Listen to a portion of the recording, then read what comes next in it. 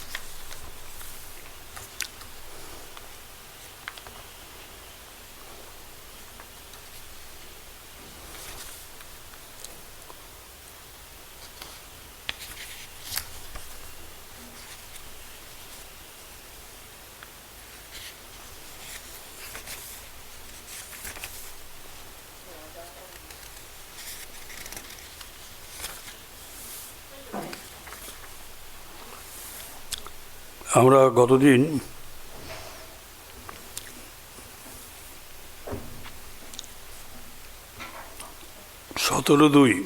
সতেরোই ফেব্রুয়ারি এখানে একসঙ্গে ছিলাম। গতবারের যে মিটিং ডেট সেটা এইরকম।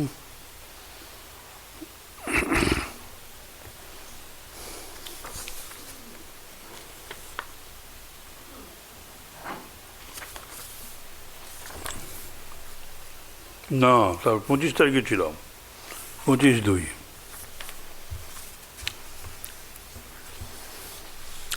তার মানে আমাদের সাধনপাদ শেষ হয়ে গেলে সমাধিপাদ এসব হয়ে গেছে। সমাধিপাদ, সাধনপাদ, এবার বিভূতিপাদ। পাদ মানে হচ্ছে অধ্যায়। এই বিভূতিপাদ এটা আমাদের সবারই জানা, আমরা সব জানি যে আমরা যোগ প্র্যাকটিস করি কিছু অলৌকিক কিছু ক্ষমতা পাওয়ার জন্য। বিভূতি মানে হচ্ছে ঐশ্বর্য, শক্তি। অর্থাৎ ধারণা, ধ্যান এবং সমাধি, এই যে শেষের যে তিনটে, আগে 5টা আছে, 5টা আর এই হচ্ছে 3টে আছে না, প্রাণায়াম, প্রত্যাহার, আসন এসব আছে। আর এখানে ধারণা, ধ্যান এবং সমাধি, বৃত্তকে একটা বিশেষ বস্তুতে ধরে রাখা ধারণা, আর ওটা ধ্যান হচ্ছে 12 সেকেন্ড ওইভাবে ধরে থাকলে একতানতা থাকবে, নিরন্তর নৈরন্তর্য থাকবে। আর সমাধি হবে তখনই কেবল অর্থমাত্র প্রকাশ করবে। এই 12টা ধ্যান হয়ে একটা সমাধি। এইভাবে প্রায় 28.5 মিনিট মোটামুটি যদি একটা বস্তুতে মানে নিবদ্ধ থাকি, বস্তু বা ভাবে, তাহলে সমাধি। এবং এরপর আধ ঘন্টার স্থায়িত্বকাল মোটামুটি। ঠাকুরকেও দেখেছি, এটা বলেওছিলাম যে বসে বসেই যে ধর্ম সমাধি হয় তা না, গান গাইতে গাইতে তার সমাধি হতো। এবং ওইভাবে তিনি প্রায় আধ ঘন্টার মতো থাকতেন, তারপরে হুঁশ হতো। তিনটেকেই বলে সংযম। এই সংযম হচ্ছে সংযমের দ্বারা তৎজয়াত। এই সংযমকে যখন সংযম মানে জমায়তি, মানে জয় করা থাকে আর কি। এই সংযমের দ্বারা জ্ঞানলোকের প্রকাশ হয়, প্রজ্ঞার প্রকাশ হয়, প্রজ্ঞালোক আমাদের কাছে আবির্ভূত হন। এবং তার কিছু কিছু সোপান আছে, কিছু কিছু সিঁড়ি আছে, ক্রম আছে।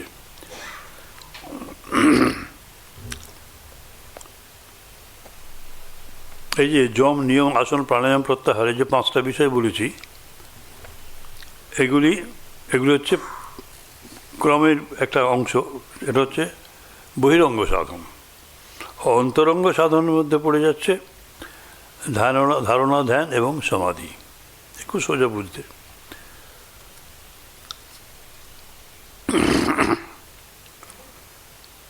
কিন্তু কিন্তু আমাদের যে সংস্কাররূপ যে বীজটা থেকে যায়, অর্থাৎ মনের যে কল্পনা সেগুলো অন্যরকম কল্পনা থেকে যেতে পারে। সেই জন্য বলছে যে এগুলো আবার যখন সুযোগ পায় তখন আবার এরা সঞ্জীবিত হয়ে ওঠে। আপনি একটা ছোলা, গাছ থেকে ছোলা পেকে গেছে যখন, যে গাছটা ছোলাটাকে নিয়ে রোদে শুকিয়ে একেবারে মানে চিমটের মতো হয়ে গেছে, চামড়া সার, মনে হবে যেন আর কিছুই নেই, শুকিয়ে রেখে দিলেন, এটা শুকিয়ে গেল। এইটা এক ধরনের বহিরঙ্গ সাধনা, একে সবিকল্প সমাধি বলে এগুলোকে।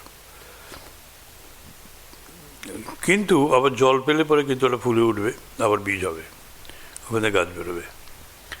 কিন্তু ভাজা হয়ে গেলে আর হবে না। যখন ভাজা হয়ে যাচ্ছে, বর্জিত সংযম, যে নির্বীজ, যেখানে তার বীজটাই নেই, সমাধির পক্ষে বহিরঙ্গ স্বরূপ। অর্থাৎ সমাধিটাকে বলছে অন্তরঙ্গ, কিন্তু এটাও এর দুটো ভাগ আছে, বহিরঙ্গ এবং অন্তরঙ্গ। বহিরঙ্গ হচ্ছে যদি সবীজ থাকে, শুকিয়ে গেছে ঠিকই, আপাত দৃষ্টিতে মনে হবে যে মন আসক্তিশূন্য, কিন্তু পরপর দেখা যাবে যে সংযোগ ঘটলেই সেটা আবার এসে যাচ্ছে। কিন্তু ভাজা হয়ে গেলে আর হবে না, এরকম এইসব।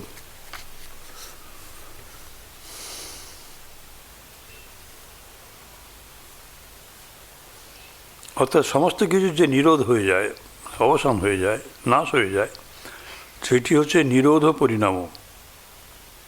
এই চিত্তের মধ্যে এটা আসে।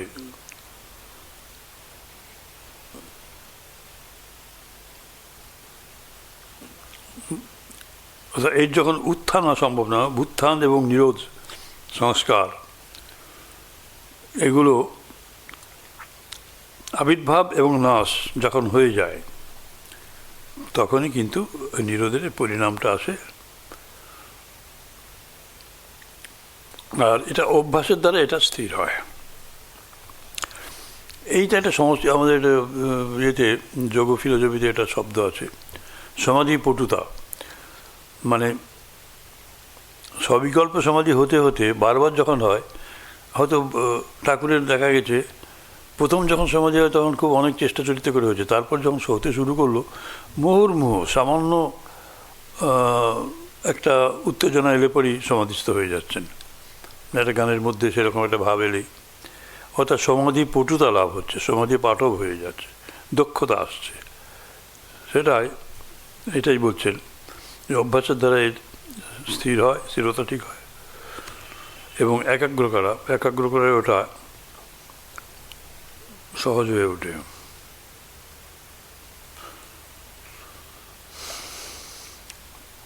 যে মন একাগ্র হয়েছে কি করে জানবো? মন একাগ্র হলে সময়ের কোনো জ্ঞান থাকবে না, এটা আমরা জানি। আর যেদিন আপনার ধ্যান হবে, দেখবেন যে ধ্যান থেকে যখন উঠলেন তখন দেখা গেল যে 1.5 ঘন্টা চলে গেছে, আপনি বুঝতেই পারলেন না। এই তো এলাম রে বাবা। আর ঘুমটাও যখন খুব ভালো হয় তখন মনে হয় যে এই তো ঘুমোতে গেলাম, হ্যাঁ 11টায় ঘুমোতে গেলাম, এর মধ্যে 3টে বেজে গেছে। আর যেদিন ঘুম ভালো হবে না সেদিন মনে হবে বাবা এখন মাত্র 1:30 বাজছে, 11টায় ঘুমোতে গেলাম, 2 ঘন্টা 2.5 ঘন্টা ঘুম হলো না। এই যে সময়ের জ্ঞান, এটা একাগ্রতার উপর নির্ভর করে। মনটা তখন একাগ্র হয়ে যায়, জ্ঞান থাকে না। অজ্ঞাত সাথে যতই সময় অতিবাহিত হয়, বুঝতে হবে আমরা ততই একাগ্র হচ্ছি। অর্থাৎ সময়টা যে চলে যাচ্ছে সেটা আমরা জানছি না যখন, সেটাই তখন বুঝতে হবে যে আমরা একাগ্র হচ্ছি। এবং খুব আগ্রহের সঙ্গে যখন পুস্তক পাঠের মগ্ন হই, তখন সময়ের দিকে খেয়ালই থাকে না। এই ভাবছি যে 15 মিনিট আছে, খেতে যাব, ঠিক আছে। ও মা, এমন একটা ভালো অ্যাবজর্বিং একটা খবরেই বা হোক আর একটা গল্পেই হোক বা একটা ভাবের মধ্যে ঢুকে পড়লাম, ব্যাস কখন আধ ঘন্টা চলে গেছে তখন বুঝতেই পারিনি। এই জন্যই বলে যে অতীত এবং বর্তমানে সে একত্রে তখন মিলিত হয় এই ধ্যানে। অতীত বর্তমানে সে মিলিত হয়, মন একাগ্র হয়। এই যে ধর্ম লক্ষণ এবং অবস্থার পরিণাম আছে তার ব্যাখ্যা করা এটা হচ্ছে, অর্থাৎ এই যে পরিণামের কথা বলছি, মানে শেষে যে কী অবস্থা হয়, এই যে ইন্দ্রিয়ের যে ধর্ম লক্ষণ এবং অবস্থা, এটি বলছেন 3 কালের মধ্যে দিয়ে যখন যাচ্ছি এটাকে বলে মনের লক্ষণ পরিণাম। আবার যখন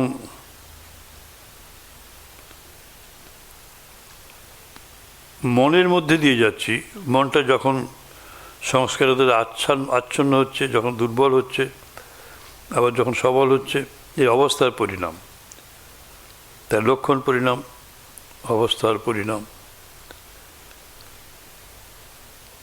ধর্মের পরিণাম। যেমন মৃত্তিকা ধর্মীর যে পিণ্ডরূপ ধর্ম, তাতে যে ঘটাকার ধর্ম আবির্ভূত হচ্ছে, একতাল কাদা সেটা আবার একটা ঘট হয়ে গেল, একটা হাঁড়ি কলসি হয়ে গেল, একটা কাপ হয়ে গেল, গ্লাস হয়ে গেল, ধর্ম পরিবর্তন হচ্ছে। এই ঘটের বর্তমান অতীত ভবিষ্যৎ, এই অবস্থার পরিণামকে লক্ষণ পরিণাম, নূতন ঘট পুরাতন ঘট, এই অবস্থার পরিণাম বলি। এইগুলি সব আছে। এইগুলি কেন বলছে পরে বলবো।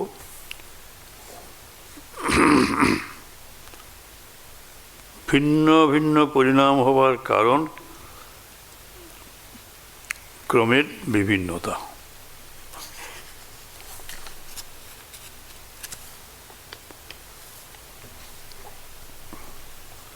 বলছেন এইবার যে বিভূতিপাদ, এই কেন হচ্ছে বিভূতিপাদ, এই পরিণামের উপর, এই ঘটটা তাল, মাটির তাল, সেটা ঘট হয়ে গেল। তা এই যে পুরনো একটা হয়েছিল, এটা নূতন হচ্ছিল, পুরনো হয়ে গেল। তারপর যে লক্ষণের কথা বললো, 3 কাল দিয়ে যাচ্ছে, অতীত বর্তমান ভবিষ্যৎ, এইগুলোর উপর যখন চিত্ত অর্থাৎ আমাদের মন যখন সংযম করে, ধারণা ধ্যান সমাধি করে, তখন কি হয়, অতীত এবং অনাগতের জ্ঞান উৎপন্ন হয়। অতীতে কী ছিল সেটা বলে দেওয়া যায়, আবার ভবিষ্যতে কী আসবে সেটাও বলে দেওয়া যায়। শব্দ অর্থ প্রত্যয়ের পরস্পর আরোপের জন্য এই যে সংস্কার অবস্থা, এই প্রভেদগুলোর উপর সংযম করলে, মানে ক্ষিতি অপ তেজ মরুদ বোম, এইসব ভূত সকলের জ্ঞান হয়ে থাকে। দারুণ ব্যাপার যে আমরা যা কিছু অনুভব করি তরঙ্গকারে আমাদের মনে ছাপ ফেলে দেয়। যা কিছু কাজ করি না কেন, যা অনুভব করি সব ছাপ ফেলে যায়, যা পরবর্তীকালে সেগুলো স্মরণে আসে, স্মৃতি আসে। বলছে এই যে পূর্ব সংস্কার, একজন জব ধ্যান করতে ভালোবাসে, আরেকজন জব ধ্যান করতে ভালোবাসে না। দীক্ষা নিয়েছে বলে আমার ভালো লাগে না, খুব সহজেই বলে দেয়, তোরা এত এইসব কী করিস, আমার এতক্ষণ ভালো লাগে না। যে ব্রাহ্মণদের একটা সংস্কার আছে, দেখবেন তারা খুব আচারী হয়, ওগুলো দেখে মনে হয় কী এমন সব করছে, তাড়াতাড়ি করতে পারে, তাড়াতাড়ি করবে না তারা, এগুলো সংস্কারের ব্যাপার। বলছে সংস্কারের উপর যখন এই সংযম হয় তখন পূর্বজন্মের জ্ঞান হয়, এটা বলে দিচ্ছেন। বলছেন প্রত্যক্ষ পরচিত্ত জ্ঞানম, বলছে অপরের শরীরে যেসব চিহ্ন আছে সেগুলোর উপর যদি ওই ধারণা সমাধি সংযম করে, তো ওই ব্যক্তির মনের ভাব জানতে পারে। যখন যোগী কোনো ব্যক্তির এই বিশেষ চিহ্নগুলির উপর সংযম করেন, তখন ওই ব্যক্তির মনের গঠন জানতে পারে। এইগুলো পরপর বলে যাচ্ছেন, তার মনের খবরও জানতে পারেন। শরীরের উপর সংযম করলে মনের ভিতর কী হচ্ছে তা জানতে পারেন। এই জন্য 2 বার সংযম দরকার হয়, শরীরের উপর আর মনের উপর। আর দেহের আকৃতির উপর সংযম করলে পরে ওই আকৃতি অনুভব করবার শক্তি বাধাপ্রাপ্ত আর চক্ষুর প্রকাশ শক্তির সাথে অসংযোগ হলে যোগী লোক সমক্ষে অন্তর্হিত হতে পারে। কায়রূপ সংযম এ যদি হয় তাহলে সে এই যোগী কিন্তু তখন ভ্যানিশ হয়ে যাবে। তিনি ঘরের মধ্যে দাঁড়িয়ে আছেন, কিন্তু তিনি অন্তর্হিত হয়ে গেলেন, দেখতে পাবে না। শরীরের আকৃতি ও শরীর এই দুটোকে তিনি পৃথক করে ফেলেছেন। নিজের শরীর এবং তার আকৃতি এর উপর যদি ধ্যান করেন, এটাকে আর কেউ দেখতে পাবে না। যোগী যখন এরূপ ধ্যান একাগ্রতা শক্তি লাভ করেন, বস্তুর আকার এবং বস্তুকে পরস্পর পৃথক করতে পারেন, তিনি অদৃশ্য হয়ে যান।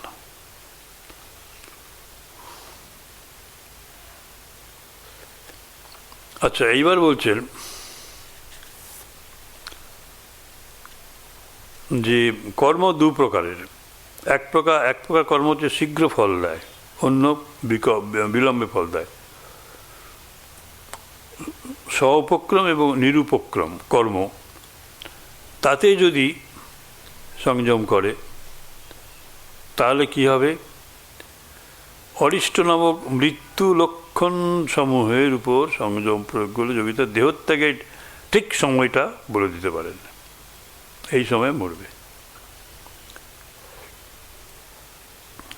অর্থাৎ তার নিজের কর্মের উপর তার মনের ভিতর যে সংস্কারগুলো কাজ আরম্ভ করেছে, যেগুলো ফল প্রসবের জন্য অপেক্ষা করছে, সেই মূলে গিয়ে যদি সংযম করেন তাহলে ফল প্রসবের জন্য অপেক্ষা করছে সেগুলো তো জানতেই পারেন, এবং তার ফলেই জানা যায় তার কখন শরীরপাত হবে, কটার সময়, কোন দিন, এমনকি কত মিনিটের সময়। মৃত্যু যে সর্বদা আসন্ন এটা জানা হিন্দুরা বিশেষ প্রয়োজনীয় মনে করেন, কারণ গীতায় এই শিক্ষা দেওয়া হয়েছে মৃত্যুকালীন চিন্তা পরজীবন নিয়মিত করে। আচ্ছা, মৈত্রী, করুণা, এই যে এইসবগুলো যা আছে আমাদের, এইগুলোর উপর সংযম করলে, অন্যকে ভালোবাসো, অন্যের সাহায্য করো, উপেক্ষা করো কোনো জিনিস, এইসব যা আছে, আহ্লাদ প্রকাশ করো, এইসব যা আছে, ওইগুলোর উপর সংযম করলে যোগী ওই গুণগুলোর প্রকর্ষতা লাভ করে। আর কারো বলের উপর যদি সংযম করেন তাহলে যোগীর শরীরে সেই প্রাণীর সেরকম বল আছে। সিংহের উপর যদি সংযম করেন, হস্তির উপর, তাহলে হাতির বল আছে, সিংহের বল আছে তার ভেতর। নৃসিংহ সাধারণত শঙ্করাচার্যের আছে, তো ওইসব ছিল। মহাজ্যোতির উপর যদি সংযম করেন, সংযম মানে হচ্ছে ধারণা, ধ্যান, সমাধি, তিনটে। দূরবর্তী বস্তুর জ্ঞান হয়, ভুবন জ্ঞান যদি হয়, মানে ভুবনের জ্ঞান হয় যদি সূর্যের উপর সংযম হয়, চন্দ্রের উপর যদি সংযম হয় তাহলে তারকাসমূহের, উনি তো তারকাধিপতি, তার জ্ঞান হয়। ধ্রুবতারায় চিত্ত সংযম করলে তারাসমূহের জ্ঞান লাভ হয়। নাভিচক্রে চিত্ত সংযম করলে শরীরের গঠন জানা যায়। কণ্ঠকূপে সংযম করলে ক্ষুধা তৃষ্ণা চলে যায়। অতিশয় ক্ষুধিত ব্যক্তি যদি কণ্ঠকূপে এইখানটাতে এই যেটা ডিপ্রেসড হয়ে আছে, এটা চিত্ত সংযম করতে পারে, তবে তার ক্ষুধা পিপাসা চলে যায়। কূর্ম নাড়িতে সংযম করলে শরীরটা স্থির হয়ে যায়, চঞ্চল হয় না। মাথার উপর যে জ্যোতি, তাতে যেগুলো সিদ্ধ পুরুষদের দর্শন লাভ হয়। এসব বিভূতি আসে।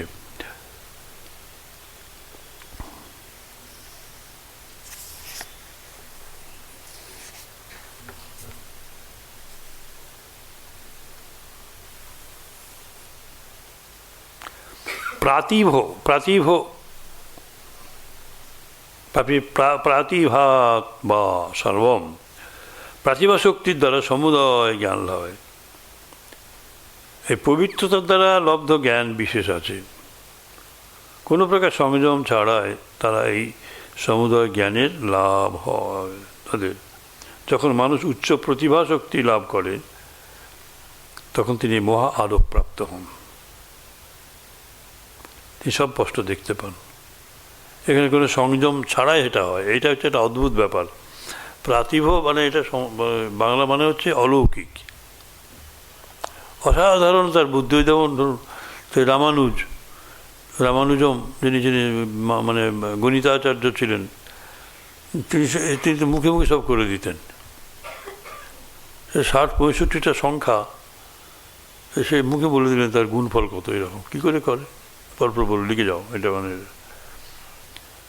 পায়ের ভ্যালুটা উনি বলে দিয়ে গেছিলেন, সে লগ ফগ দিয়ে নানা রকম। সে আমার কাছে আছে, লেখা আছে, দেখাবো আপনাকে একদিন। কিন্তু সে কী করে হলো এটাই বলছেন। তাহলে সংযম ছাড়াই তার এগুলো এসে যায়, এগুলো অলৌকিক ক্ষমতা সম্পন্ন। আর হৃদয়ে চিত্তে সংযম করলে মনের বিষয়ে জ্ঞান হয়।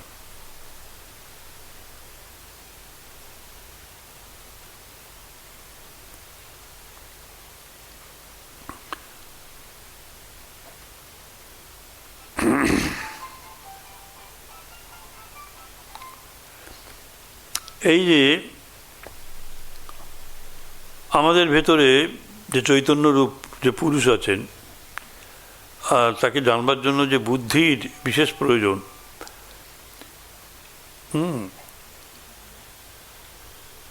এই দুটো একসাথে মিশে গিয়েছে, এর অভাবই ভোগ হয়ে থাকে। কিন্তু ভোগ তো সমস্তটাই পরের জন্য, জানেন তো। ভোগটা কিন্তু হাত যে নিয়ে মুখে দিচ্ছে, হাত যে দিচ্ছে হাতের জন্য নিচ্ছে না, মুখের জন্য। মুখ যে নিচ্ছে সে মুখ খাচ্ছে না, হ্যাঁ। স্টোমাকে নিচ্ছে, স্টোমাকও খাচ্ছে না। ভোগটা স্টোমাকের জন্যও নয়, হ্যাঁ। ভোগ কিন্তু সবসময় অন্যের জন্য হচ্ছে, হ্যাঁ। সে নিচ্ছে বোধ, কিন্তু সে তার জন্য সে ভোগ করে না। ভোগ সবসময় পরার্থ, অন্যের জন্য, পুরুষের জন্য। আর বুদ্ধির অন্য এক অবস্থার নাম হচ্ছে স্বার্থ। তার উপর সংযম করলে পুরুষের জ্ঞান হয়। আর এই অলৌকিক যে শ্রবণ, পর্শন, দর্শন, এইখানে সংযম করলে পরে এই জগৎগুলোতে বিভিন্ন বস্তু স্বাদ এবং ঘ্রাণ এসব গ্রহণ হয়। এরা সব সমাধির পথে বাধা, কিন্তু সংসার অবস্থা এরা এটিকেই বলে সিদ্ধি, বুঝলেন। এটিকেই বলে সিদ্ধি। অষ্টসিদ্ধি সব আছে না, পরে আসছে।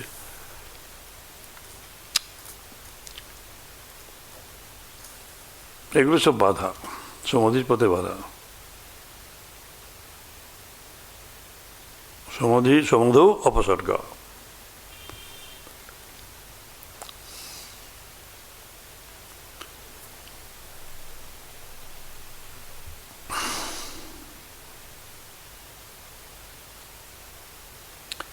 এইবার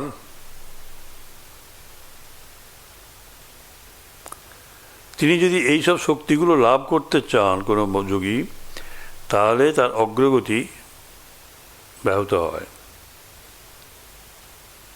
যখন চিত্তের বন্ধনের কারণ শিথিল হয়, চিত্তের প্রচার স্থানগুলো অর্থাৎ শরীরের নাড়িগুলোকে অবগত হন,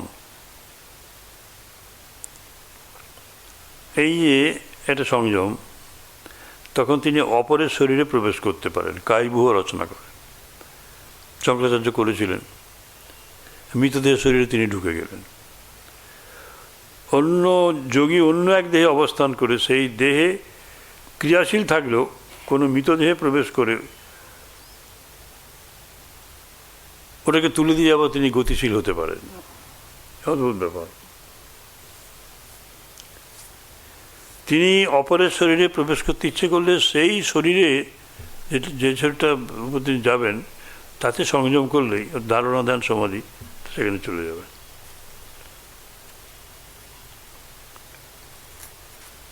এই যে উদান, ব্যান, সমান, এই যে নানা সব যে প্রাণগুলো আছে, উদান এতে যদি সংযম হয়, তাহলে জলে বা পঙ্কে মগ্ন হন না, তিনি কাঁটার উপর দিয়ে চলে যেতে পারেন,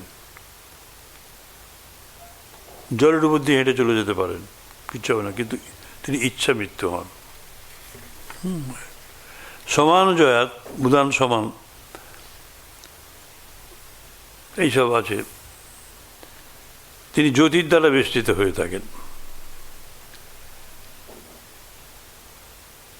কর্ণের উপর বা আকাশের উপর সংযম করলে, কারণ কর্ণ শব্দ প্রডিউস করে, সেই শব্দটা আকাশ থেকে আসে, তাহলে কর্ণ আর আকাশ পরস্পর সম্বন্ধযুক্ত, তার উপর সংযম করলে দিব্য শ্রোত্র লাভ হয়, মানে অনাহত ধ্বনি শোনা যায় আর কি,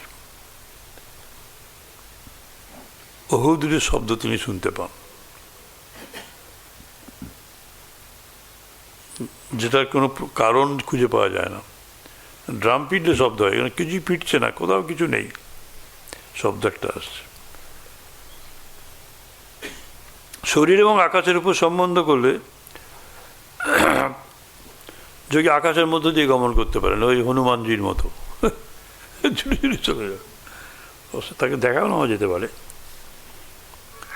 আকাশটাই তো এই শরীরের উপাদান, প্র্যাকটিক্যালি কিতি অপ্তেজ মরুদ বোম, ওইখান থেকে এসছে কারণ শরীর।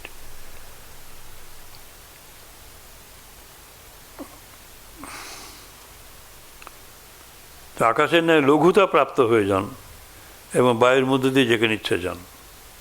স্বামীজির ব্যাখ্যাগুলো খুব ছোট ছোট কিন্তু দারুণ,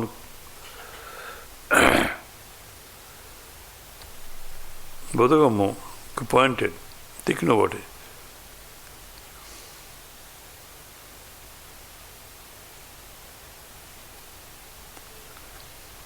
দেহের বাইরে আমাদের মন চলে যায়, স্বপ্নে তো চলে যায়, স্বপ্নে তো দেহের বাইরে তো আমাদের মনগুলো চলে যায়, এমনি মন ভেতরে আছে, কিন্তু স্বপ্নে আমাদের দেহটা মনগুলো দেহের বাইরে চলে যায়। যে দেহের বাইরে যখন মন চলে যায়, সেই মনের উপর ধারণা করলে মহাবিদেহ,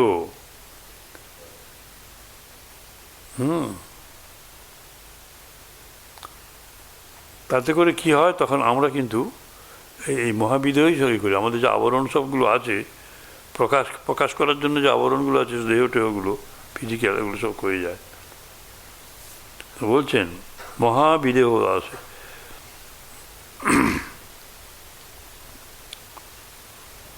আমরা তো মানে স্বপ্নের সময় তো মনটাকে বাইরে বের করে আনি, শরীরটা পড়ে থাকে বিছানাতে, মনটা ঘুরে বেড়ায়, শরীর থেকে বেরিয়ে এসছে।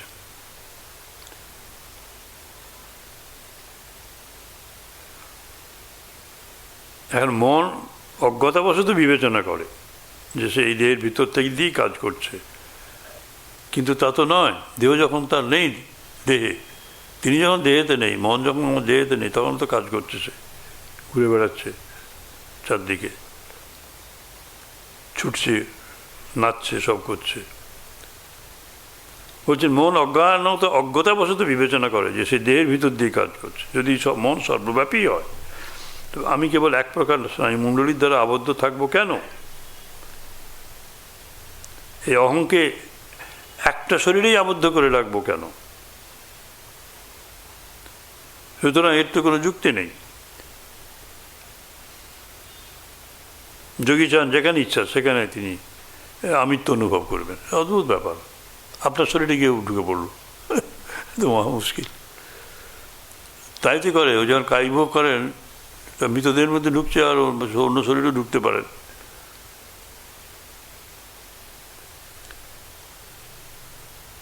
এই অকল্পিত বৃত্তি মহাবীর বিদেহ। আর স্থূল স্বরূপ, এই যে সূক্ষ্ম সূক্ষ্ম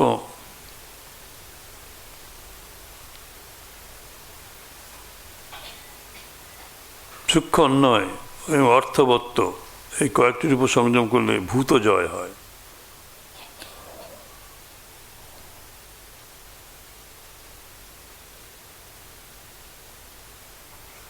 অর্থাৎ পৃথিবীর কঠিনতা, জলের তরলতা, যে বায়ুর স্বচ্ছতা, এইগুলো সব লাভ হয়।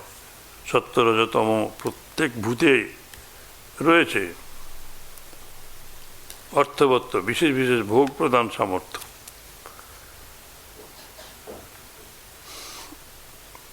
কারণ পৃথিবী গন্ধ প্রদান করে, ভোগের গন্ধ আমরা ভোগ করি। জল ওই স্বাদ গ্রহণ করায়। নাক, জল মানে ওয়াটার আর কি, যেটাকে বলে।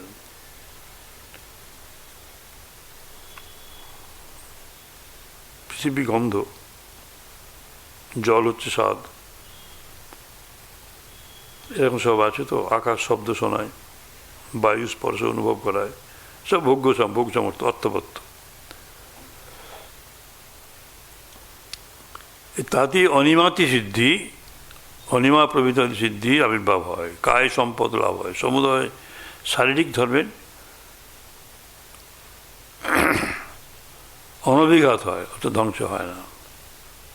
এর অর্থ অষ্টসিদ্ধি লাভ হয়। এই অষ্টসিদ্ধি, তিনি অনিমা 1, লঘিমা 2। অনুমা মানে ছোট্ট, অনু থেকে ছোট্ট হয়ে যান, দেখতেই পায় না কেউ। লঘিমা মানে হালকা হয়ে যান, বায়ুর মতো, বায়ুর ভিতরে ভেসে যান। মহিমা বড় হয়ে যান, মত। প্রাপ্তি, প্রাপ্তি মানে দূরে যেটা আছে সেটাও পেয়ে যাচ্ছেন। দূরে যেটা আছে সেটাও আপনি পেয়ে, এখন তো কিসে পাচ্ছেন, অ্যামাজন পে দিয়ে যাচ্ছে, সেটাও তো অদ্ভুত ব্যাপার। তা আপনি ছেলেকে দেখতে পাচ্ছেন কত দূরে রয়েছে সে। প্রাকাম্য, ইচ্ছার অনভিঘাত, যা ইচ্ছে তাই পেয়ে যাচ্ছেন, নিয়ে আসতে পারছেন। এই আয় তাই এনে দেবে কিছুদিন পরে। বশিত্ব, অন্যকে বশ করতে পারছেন। ঈশিত্ব, প্রভুত্ব করছেন। আর কাম ব্যবসায়ত্ব মানে সত্য সংকল্প, এই অষ্টসিদ্ধি এইসব আছে। এ বলছে রূপ ও লাবণ্য বল বজ্র সংহনতানি কায় সম্পদ। কায় সম্পদ বলতে সৌন্দর্য, সুন্দর অঙ্গকান্তি, বল, বজ্রবৎ, দৃঢ়তা এইসব বোঝায়।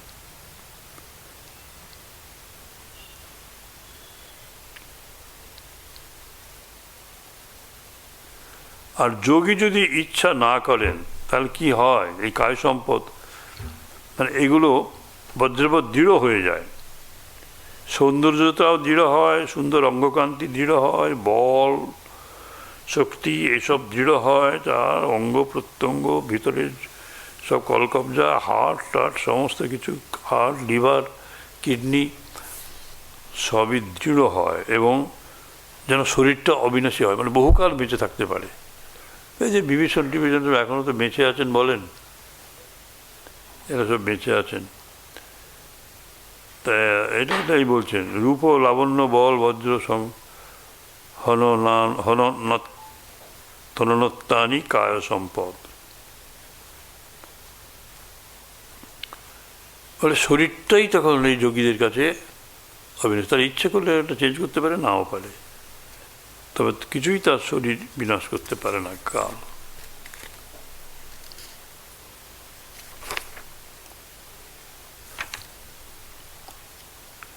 কালের দণ্ড ভঙ্গ করে তিনি এই জগতে শরীরে সশরীরেই বাস করেন। সে মিশে রোগ মৃত্যু কোনো ক্লেশ হয় না। নতস্য রোগ নজরা ন মৃত্যু প্রাপ্তস্য যোগাগ্নিময়ং শরীরম। সে তার 17 উপনিষদ। এই যে ইন্দ্রিয়ের যে বাহ্য পদার্থমুখী অভিমুখী যে গতি, তজ্জনিত যে জ্ঞান, এই জ্ঞান থেকে বিকশিত অহং প্রত্যয়, এদের ত্রিগুণময়ত্ব, সত্য রজতম, ভোগদাতৃত্ব, ভোগ দেবার ক্ষমতা, এই কয়েকটির উপর সংযম করলে ইন্দ্রিয় জয় হয়।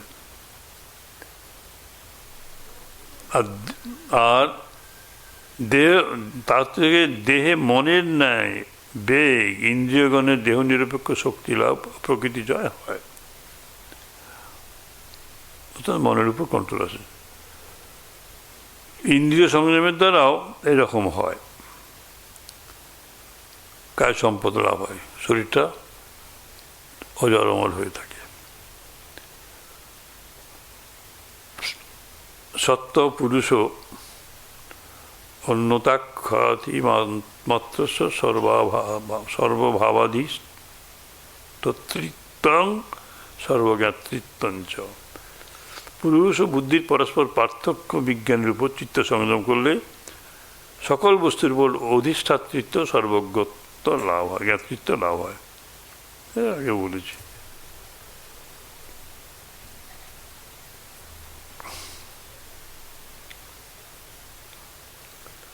তাহলে কৈবল্য কাকে বলে? কেবল সেই তৎ বৈরাগ্যাদ ও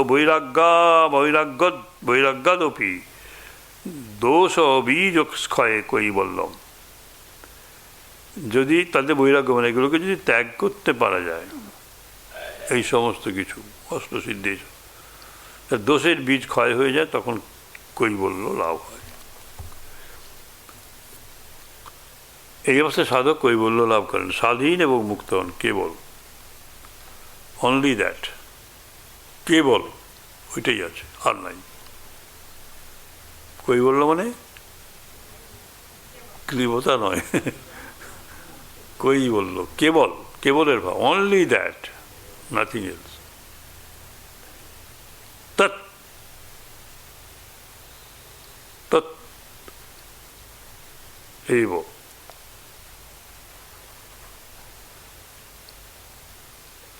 যখন তিনি সর্বশক্তিমত্তা, সর্বজ্ঞতা, এই শক্তি দুটিও ত্যাগ করেন, তখন সমুদয় ভোগ, এমনকি দেবগণ কৃত প্রলোভনও তিনি অতিক্রম করতে পারেন।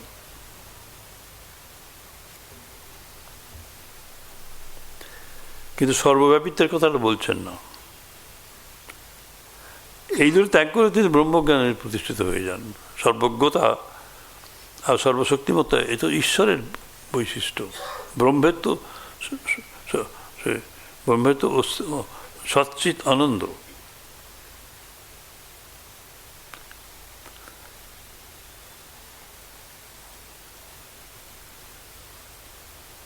এমনকি দেবগণ পর্যন্ত যদি প্রলোভিত করে, প্রলোভন দেখায়, তাতেও আসক্ত হওয়া বা আনন্দ বোধ করা উচিত নয়, তাতে অনিষ্টের আশঙ্কা আছে। এরা সব মারের এক একটা অংশ আর কি। ক্ষণ এবং তার পূর্বাপর ভাবগুলির উপর সংযম করলে বিবেকজ জ্ঞান উৎপন্ন হয়।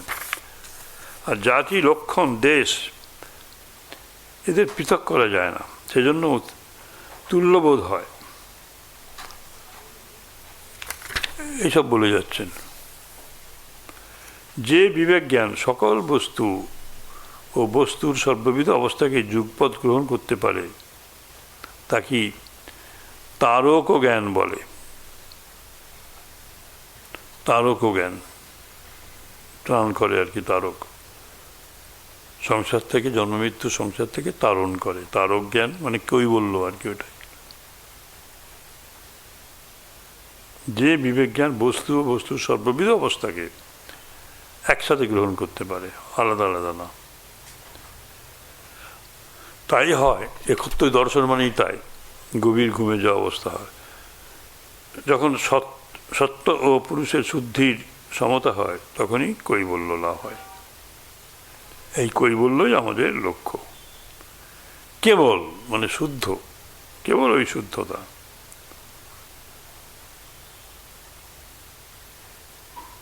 কেবল এক, অনলি দ্যাট। তিনি চিরকাল একাকী, দ্বিতীয় নাই।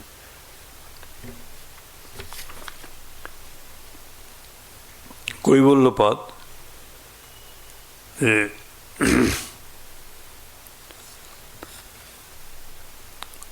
এই যে সিদ্ধি যেগুলো হলো, এগুলো জন্ম, ঔষধ, মন্ত্র, তপস্যা এবং সমাধি থেকে উৎপন্ন হয়। তোমরা সকলেই জানো যে রসায়নবিদ্যার প্রারম্ভ আলকেমি এখান থেকে। মানুষ পরশপাথর, ফিলোজফার স্টোন, সঞ্জীবনী, এলিক্সির অফ লাইফ এসব খোঁজ করতো। তো ভারতবর্ষে রসায়ন নামে এক সম্প্রদায় ছিল, রাসায়ন নামে। তাদের মত ছিল সূক্ষ্মতত্ত্বপ্রিয়তা, জ্ঞান, আধ্যাত্মিকতা, ধর্ম এসব খুব ভালো, কিন্তু এগুলো লাভ করবার উপায় এই শরীর।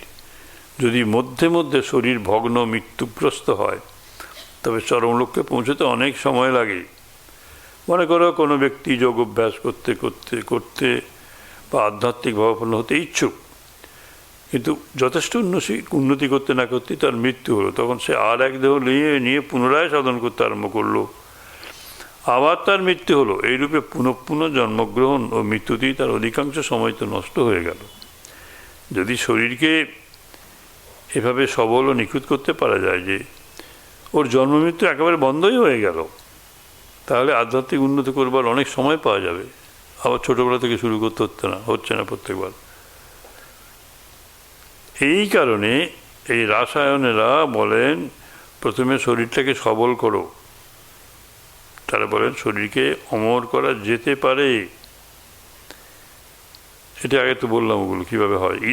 এদের মনের ভাবে এই যে শরীর গঠন করবার কর্তা যদি মনে হয়, আর এ যদি সত্য হয় প্রত্যেক ব্যক্তির মন সেই অনন্ত শক্তি প্রকাশের এক একটি প্রণালী, তো এইরূপ প্রত্যেক প্রণালীর বাইরে যথেচ্ছ শক্তি সংগ্রহ করবার কোনো সীমা নির্দিষ্ট থাকতে পারে না। আমরা চিরকাল এই শরীরকে রাখতে পারবো না কেন? যত শরীর আমরা ধারণ করি সব আমাদেরকেই গঠন করতে হবে। যখনই এই শরীরের পতন হবে তখন আবার আমাদেরকেই আরেকটি শরীর গঠন করতে হয়। আর আমাদের যদি এই ক্ষমতা থাকে তবে এই শরীর হতে বাইরে না গিয়ে আমরা এখানেই এবং এখনই এই গঠন কার্য করতে পারবো না কেন? প্রত্যেক দিক দিয়ে এটি সম্পূর্ণ সত্য। এ যদি সম্ভব হয় যে আমরা মৃত্যুর পরও কোনো একভাবে জীবিত থাকি এবং নিজ নিজ শরীর গঠন করি, তবে শরীরকে সম্পূর্ণ ধ্বংস না করে কেবল কি ক্রমশ পরিবর্তিত করে এই পৃথিবীতে শরীর গঠন করা আমাদের পক্ষে অসম্ভব হবে কেন? ওদের সব যোগীরা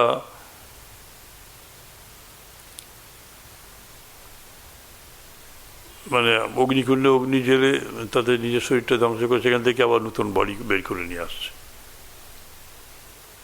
এসব ঘটনা তো পাওয়া যায়। জ্ঞানগঞ্জে এইসব নাকি হয়।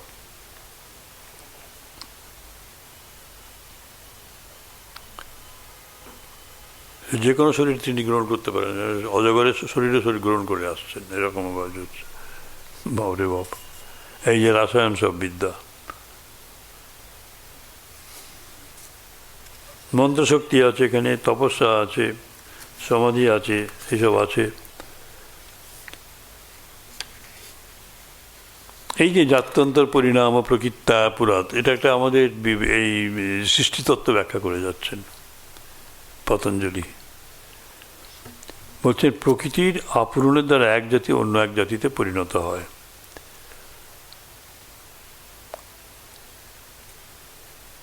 বলে সাপটার প্রয়োজন কেন হলো? সাপের প্রয়োজন হলো কেন না? সাপটার প্রয়োজনটা, সাপের জন্ম হলো কেন? সাপের আবির্ভাব হলো কেন? সাপের একটা প্রয়োজন ছিল।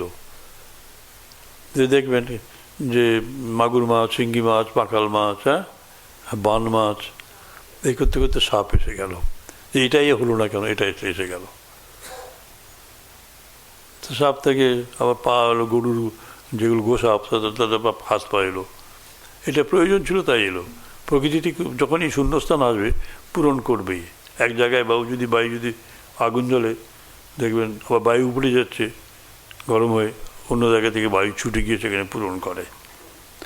এই যে যখন বলছেন, তো বলছেন যে জাত্যন্তরও এক জাতি থেকে অন্য জাতিতে পরিণত হয় প্রকৃত্যা পুরাত। এটা একটা এইভাবেই ইভলিউশনটা হয়েছে।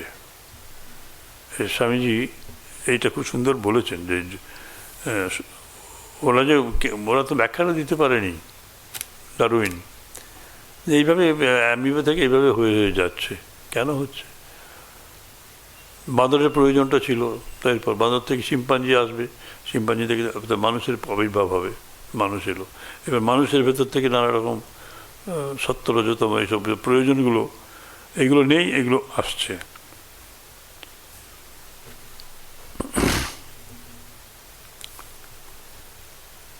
এবং সৎ অসৎ বলছে নিমিত্তম অপ্রয়োজকং প্রকৃতিনাং বর্ণভেদস্তু তত ক্ষেত্রিকবৎ। বলে সৎ এবং অসৎকর্ম প্রকৃতির পরিণামের সাক্ষাৎ কারণ নয়, কিন্তু ওইগুলি ওর বাধা ভঙ্গকারী নিমিত্ত মাত্র। যেমন কৃষক জলের গতিপথে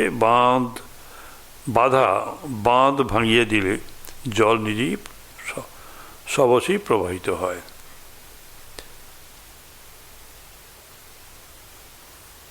একটা ক্ষেতে জল ভরা আছে, আর একটা ক্ষেত শুকনো, সেখানে জল যেতে পারছে না। কৃষক যখন আলটা কেটে দেয় তখন জল আবার সব প্রবৃত্ত হয়ে ওখানে চলে যায়।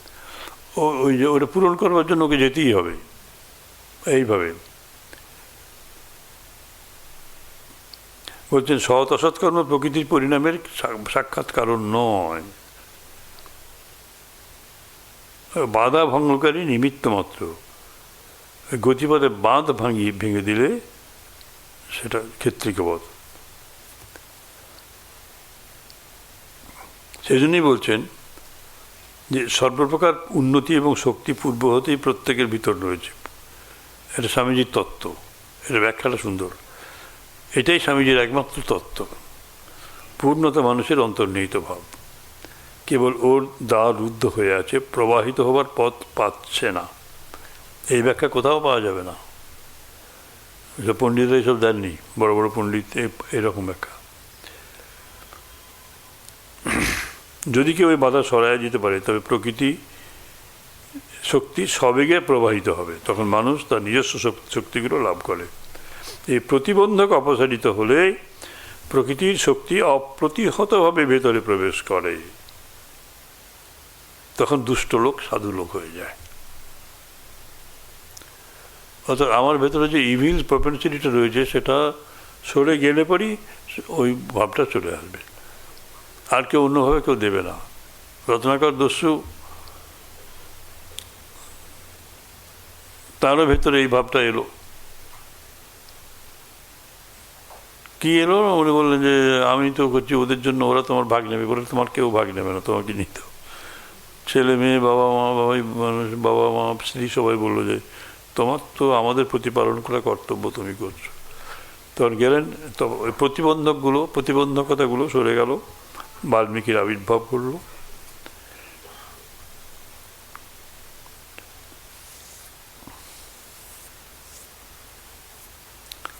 আমার ভেতরে ওটা না থাকলে ওটা আসবে কোত্থেকে? নিম গাছের নিম পাতার ভেতরে যদি আপনি মানে আম পাতার গন্ধ চান, কী করে পাবেন? বা আখের মধ্যে যদি তেতো খুঁজতে চান পাবেন না। কালমেঘের ভেতরে যদি মিষ্টি খুঁজতে চান পাবেন না। তা বলছেন যে স্বভাব বা প্রকৃতি আমাদের পূর্ণতার দিকে নিয়ে যাচ্ছে। ধার্মিক হওয়ার জন্য যা কিছু সাধন চেষ্টা তা কেবল নিষেধমুখ কার্যমাত্র, অর্থাৎ প্রতিবন্ধকটাকে দূর করে দেওয়া হবে, ইভিল প্রপেন্সিটিটাকে দূর করো। জন্মগত অধিকার স্বরূপ পূর্ণতার দ্বার খুলে দাও। পূর্ণতাই আমাদের প্রকৃত স্বভাব। অর্থাৎ প্রাচীন যোগীদের যে পরিণামবাদ আধুনিক গবেষণার আলোকে আরও সহজ এবং ভালোভাবে বুঝতে পারি। যে ওই পরিণাম মানে পরিণতিটা কি হচ্ছে আমাদের। যে যেমন আধুনিকেরা বলেন, আধুনিক বক্তব্য মানে এই বলছেন ফ্রয়েড এবং মার্কস এবং এরা আমাদের ডারউইন, দুটি কারণ, যৌন নির্বাচন এবং যোগ্যতমের উজ্জীবন, survival of the fittest and sexual selection. কিন্তু এই দুটি কারণ পর্যাপ্ত নয়। মনে করো মানবীয় জ্ঞান যতদূর উন্নত হলো, এতদূর উন্নত হলো যে শরীর ধারণ এবং সঙ্গী নির্বাচন করবার প্রতিযোগিতা উঠে গেল, তাহলে আধুনিক দিকের মতে মানুষের উন্নতি প্রভাব রুদ্ধ হবে, জাতির মৃত্যু হবে। আর এই মতবাদের ফলে প্রত্যেক অত্যাচারী ব্যক্তি নিজের বিবেকের ভৎসনা হতে অব্যাহতি পাওয়ার একটা যুক্তি লাভ করে। এখনও এমন লোকের অভাব নাই যারা নিজেদের দার্শনিক বলে পরিচয় দেয়, অথচ যত দুষ্ট এবং অনুপযুক্ত লোকদিকে মেরে ফেলতে চান। তারাই যেন মানুষের যোগ্যতা অযোগ্যতার একমাত্র বিচারক। এইভাবে তারা মনুষ্য জাতিকে রক্ষা করবেন, কিন্তু সেই মহান প্রাচীন পরিণামবাদ পতঞ্জলি ঘোষণা করেছেন ক্রমবিকাশ বা পরিণামের প্রকৃত রহস্য প্রত্যেক ব্যক্তিতে যে পূর্ণতা অন্তর্নিহিত রয়েছে তারই বিকাশ। অর্থাৎ মানুষ হলে পরই, মানুষ জন্ম এলে পরই ইভলিউশন তো শেষ হচ্ছে না, পূর্ণত্ব বুদ্ধত্ব লাভ না করা পর্যন্ত আমাদের চলবে। তাই সেই জন্যই বলছেন যে man is not the end product, man is not the end product of evolution. First birth man যে এলো, তারপরে তার মনের বিকাশ হবে, মনটা শুদ্ধ হবে, তারপরে পরিণামটা আসবে। এই যে পরিণাম মানে মুক্ত হবে আর কি। আর এইখানেই বলছেন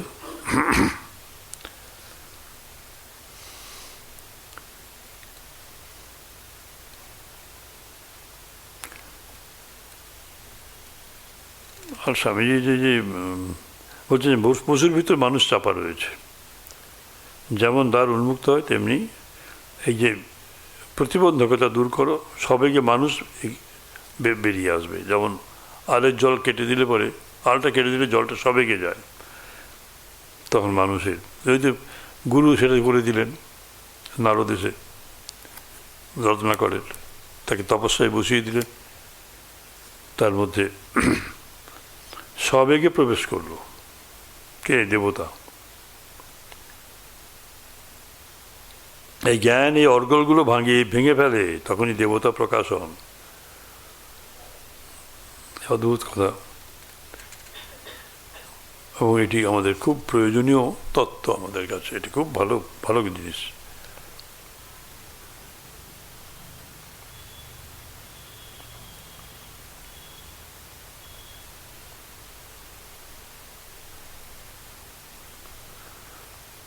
এই যে বলছি সার্ভাইভাল অফ দি ফিটেস্ট, কী করে হয়?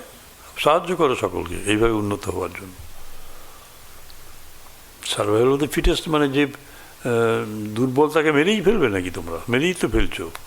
এই জন্য কোঅপারেশন দরকার। কম্পিটিশনের মধ্যে সব বাড়েনি, কম্পিটিশন হলে পরে এগুলো সব নষ্ট হয়ে যেত। সুতরাং এখানে কোঅপারেশনটা আছে বলেই এই সম্ভব হয়েছে এসব। যোগী কেবল নিজের অহংভাব থেকে অনেক চিত্ত সৃজন করতে পারেন।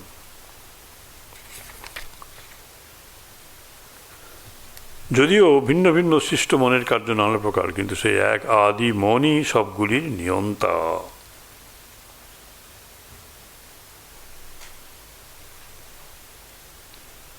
আমরা অনেক চিত্ত পাই, অনেক মন পাই, কিন্তু যে মন সমাধির দ্বারা লব্ধ তাই বাসনা শূন্য, সেটি কাম্য। যোগীদের কর্ম কৃষ্ণও নয়, শুক্লও নয়, কিন্তু অন্যান্য ব্যক্তির পক্ষে কর্ম সব শুক্ল, কৃষ্ণ এবং মিশ্র। এই সমস্ত বাসনা থেকে, ত্রিবিধ কর্ম থেকে বাসনা সেগুলি প্রকাশ পাওয়ার যোগ্য, সেগুলি প্রকাশিত হয়। কারণ 3 প্রকার কর্মই আমাদের করতে হয়। তারপর আমার মৃত্যু হলো, কিন্তু দেব শরীর তো ভোজন পান কিছু করে না, তাহলে আত্মার যে প্রাক্তন অভুক্ত কর্ম, আহার পানের বাসনা সৃজন করে রাখা হয়েছে, সেগুলো কোথায় যাবে? আমি যদি দেবতা হই তাহলে এই কর্ম কোথায় যাবে? এর উত্তরে এই বাসনা উপযুক্ত পরিবেশ ক্ষেত্র পেলেই প্রকাশিত হবে। যে সকল বাসনার প্রকাশের উপযুক্ত পরিবেশ হয়েছে সেগুলি প্রকাশ পাবে, অবশিষ্টগুলি সঞ্চিত হয়ে থাকবে। যদি দেহ ধারণ করি তবে শুভ বাসনা ফলন্মুখ হবে, কারণ পরিবেশটা উপযুক্ত হয়েছে। যদি পশুদেহ ধারণ করি তাহলে সেই সকল পাশব বাসনাগুলো এগিয়ে আসবে, আর শুভ বাসনাগুলো তখন অপেক্ষা করবে। এতে কি প্রমাণিত হয়? প্রমাণিত হয় উপযুক্ত পরিবেশের সাহায্যে সেই বাসনাগুলি আমরা দমন করতে পারি। সুতরাং পরিবেশ রচনা করতে হয়, এটাও দরকার। সুতরাং পরিবেশের শক্তিতে কর্মকেও নিয়ন্ত্রিত করা, এটা স্বামীজি সব মানে যুগান্তকারী সব বক্তব্য। স্মৃতি সংস্কার একরূপ বলে জাতি দেশকাল ব্যবহৃত হইল, মানে আলাদা হলো বাসনার আনন্দর্য হবে।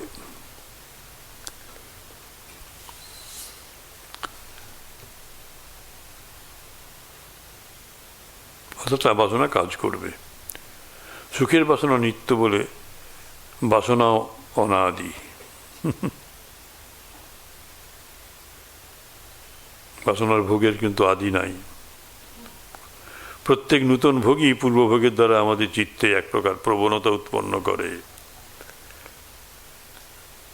এই কারণে বাসনা অনাদি। হেতু, ফল, আধার এবং তার বিষয় এইগুলি একত্রে গ্রথিত হয়ে বাসনার উদ্ভব হয়।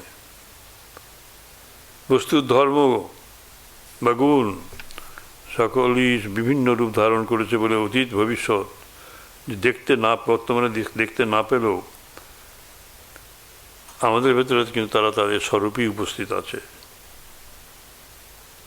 তাৎপর্য এই যে অসৎ অসৎ কখনো সৎ উৎপন্ন হয় না। অতীত ভবিষ্যৎ যদিও ব্যক্তরূপে নাই, তথাপি সূক্ষ্মাকারে আছে, তাহলে বর্তমানে তো থাকে না। গুণ মানে সত্য, রজ, তম গুণ, এই তিন গুণ ইন্দ্রিয়গ্রাহ্য।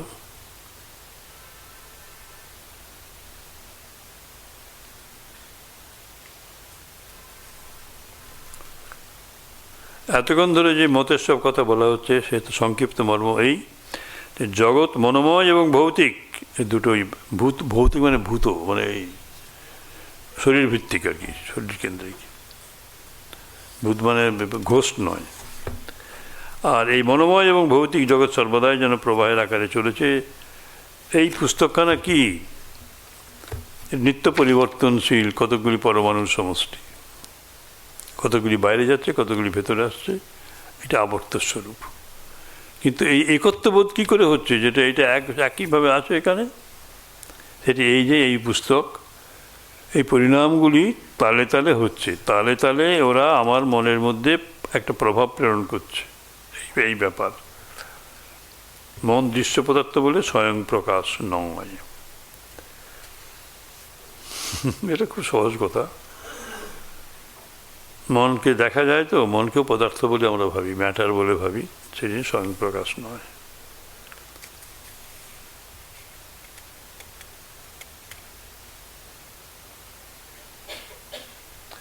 একই সময়ে দুটো বস্তুকে বুঝতে পারে না বলে মন সব প্রকাশ নয়। মন একসাথে দুটো বস্তুকে বুঝতে পারে না, সেই জন্যই সে সব প্রকাশ নয়, সে জড়।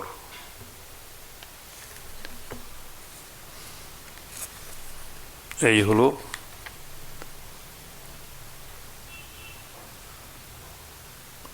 যোগাভ্যাসের দ্বারা বিবেক শক্তিরূপ দৃষ্টির শুদ্ধতা লাভ হয়। আমাদের দৃষ্টির আবরণ সরে যায়, আমরা তখন বস্তুর স্বরূপ উপলব্ধি করতে পারি, বুঝতে পারি প্রকৃতি একটি মিশ্র পদার্থ। এই প্রকৃতি সমস্ত নিয়ে কালেকশন করে হয়েছে তো, মিশ্র কম্পাউন্ড। এ সাক্ষীস্বরূপ পুরুষের জন্য এই সকল বিচিত্র দৃশ্য দেখছি, তখন বুঝতে পারি প্রকৃতি জগতের প্রভু নয়। এই প্রকৃতি সমুদয় সংহতি কেবল আমাদের হৃদয় সিংহাসনে সমাসীন রাজা পুরুষকে এইসব দৃশ্য দেখাবার জন্য। সেই পুরুষই প্রভু আমাদের ভেতরে আছে। বাইরের প্রকৃতি তারই স্লেভ। যখন দীর্ঘকাল অভ্যাসের দ্বারা বিবেকের উদয় হয়, তখন ভয় চলে যায়, কৈবল্য প্রাপ্তি ঘটে। এই কৈবল্য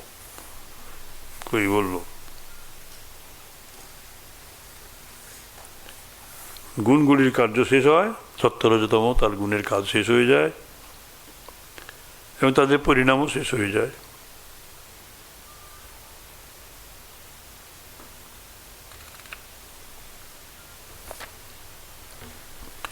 গুণ সকল যখন পুরুষের আর কোনো প্রয়োজন থাকে না গুণ সকলকে, তখন তাদের প্রতিলোমক্রমে লয়কে কৈবল্য বলে। এক একটা করে উপরে চলে গেল, চিৎশক্তির স্বরূপ প্রতিষ্ঠা বলা যায়। তার কার্য কারণে লয় হয়ে যাবে। প্রকৃতির কার্য ফুরালো। আমাদের পরম কল্যাণময়ী ধাত্রী প্রকৃতি ইচ্ছে করে যে নিঃস্বার্থ কাজ নিজ স্কন্ধে নিয়েছিলেন, তা ফুরিয়ে গেল। প্রকৃতির কাজ কি? পুরুষের সাক্ষাৎকার করিয়ে দেয়া, পরম কল্যাণময়ী ধাত্রী আমাদেরকে ধরে রেখেছেন এই প্রকৃতি। দিকে গালাগালি দিয়েও লাভ নেই, ধাত্রী মাকে তো গালাগালি দেওয়া উচিত না।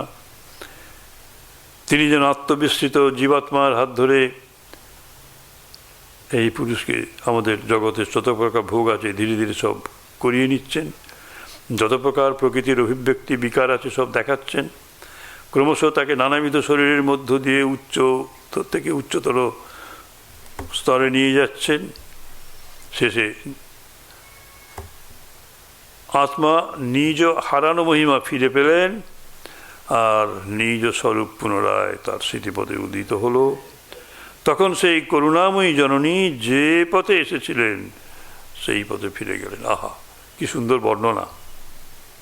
কাউকে গালাগালি দিচ্ছেন না, প্রকৃতির কাজটা কি দেখিয়ে দিয়ে বলে আমি চললাম। যে তুমি তোমার মহিমা, পুরনো মহিমা ফিরে পেয়েছো। সেই করুণাময়ী জননী যে পথে এসেছিলেন সেই প্রকৃতি সেই পথে ফিরে গেলেন। এবং যারা এই পদচিহ্ন জীবনের মরুতে পদচিহ্নহীন জীবনের মরুতে পথ হারিয়েছে, তাদেরকে আবার পথ দেখাতে প্রবৃত্ত হলেন। তিনি আবার অন্য জায়গায় গিয়ে তাদেরকে আবার নিয়ে আসছেন এই পথে। এই তার কাজ। এইভাবে তিনি অনাদি অনন্তকাল কাজ করে চলেছেন।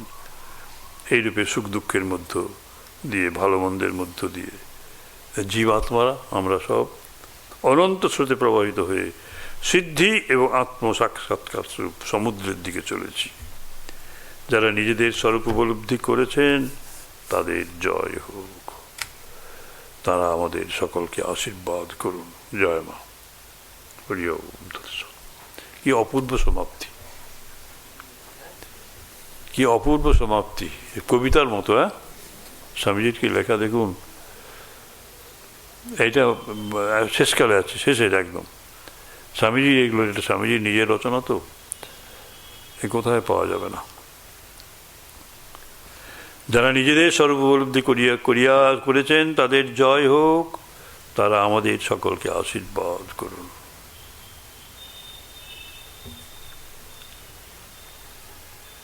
এটা আমাদের রাজ্য পড়ার সৌভাগ্য বা দুর্ভাগ্য আমাদের কোনোদিন হচ্ছে না, হয়নি। আমরা এইভাবে এদিক সেদিক একটু একটু করে পড়ি, খণ্ড খণ্ড করে। এই সবটা পড়লাম এবং দেখলাম যে কী জিনিস এখানে আছে, স্বামীজির কী চিন্তাধারা। আমি তো বলি অনেক সময় যে শ্রীরামকৃষ্ণ তো অবতার বরিষ্ঠ, ইনি হচ্ছেন দার্শনিক বরিষ্ঠ পৃথিবীতে। দার্শনিক বরিষ্ঠ, সমস্ত দর্শন শাস্ত্রের the greatest philosopher of the world. কারণ পাশ্চাত্য দুই ফিলোজফির উপর তার দখল এবং তারপর তার নিজের সমস্ত ব্যাখ্যা ভাবা যায় না। জয় মা। হরি ওম তৎস। তাহলে রাজযোগ মোটামুটি হলো।